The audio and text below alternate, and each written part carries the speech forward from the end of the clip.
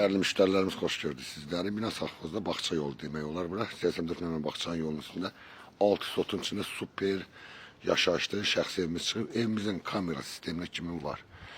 Geniş həyətdir. İnşallah həyətindən tanış edeyim size. Evimizin çöl görünüşüdür. Geçen inşallah həyətindən tanış edeyim səni.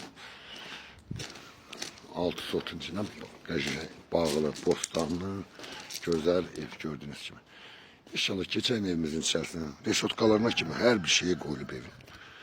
Reşotkalarına kimi yani kombikat, gazı, ışığı, suyu daimidir. Girende böyle kaldır sistemini gördüğünüz gibi.